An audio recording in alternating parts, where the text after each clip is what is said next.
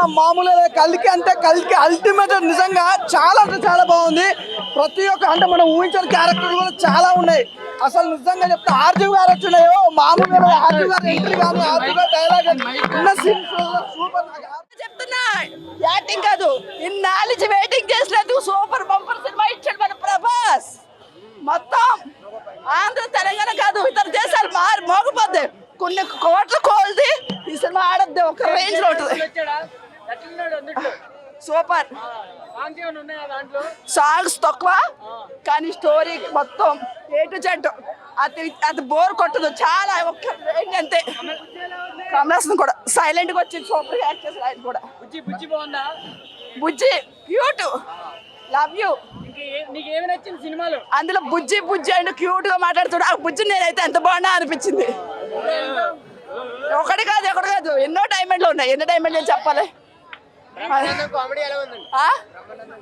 Brahmanandam comedy అయితే చించేశాడు ఇందులో. ఆ రెంట గురించి ఆటల గురించి ఇంటి గురించి చాలా బాగుంది. అన్ని డైమండ్లు చాలా బాగున్నాయి. Prabhas I love you. ప్రతి హీరో ఇందులో కనిపిస్తాడు. వైజయంతి ఫిలిమ్స్ లో చేసిన ప్రతి యాక్టర్ అది చాలా ఎంటర్టైన్మెంట్ ఉంటుంది. ఫస్ట్ హాఫ్ ఒక 25 మినిట్స్ మాత్రం ప్రభాస్ ఫ్యాన్స్ కూడా కొంచెం బోర్ అనిపిస్తుంది. దాని తర్వాత నుంచి హై వస్తుంది. సెకండ్ హాఫ్ మాత్రం పిచ్చ పీక్. సెకండ్ హాఫ్ మాత్రం హైలైట్, చూడాలి.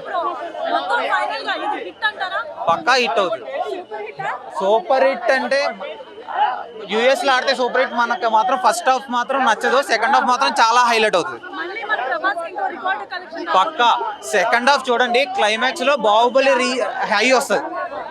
పక్కా చాలా చాలా బాగుంది, చాలా బాగుంది.